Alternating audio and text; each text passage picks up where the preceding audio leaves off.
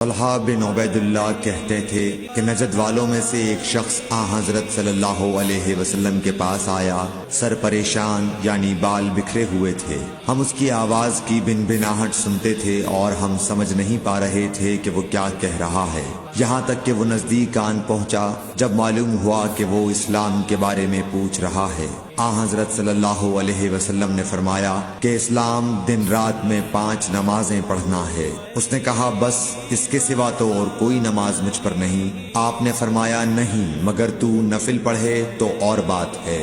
حضرت صلی اللہ علیہ وسلم نے فرمایا اور رمضان کے روزے رکھنا۔ اس نے کہا اور تو کوئی روزہ مجھ پر نہیں ہے۔ آپ نے فرمایا نہیں، مگر تو نفل روزے رکھے تو اور بات ہے۔ طلحہ نے کہا اور حضرت صلی اللہ علیہ وسلم نے اس زکوٰۃ کا بیان کیا۔ وہ کہنے لگا کہ بس اور کوئی صدقہ مجھ پر نہیں ہے۔ آپ نے فرمایا نہیں، مگر یہ کہ تو نفل صدقہ دے تو اور بات ہے۔ پھر وہ شخص پیٹھ موڑ کر چلا گیا، یوں کہتا جاتا تھا قسم خدا کی میں نہ اس سے بڑھاؤں گا نہ گھٹاؤں گا۔ حضرت صلی اللہ علیہ وسلم نے فرمایا اگر یہ سچا ہے تو اپنی مراد کو پہنچ گیا۔ صحیح بخاری حدیث نمبر 46۔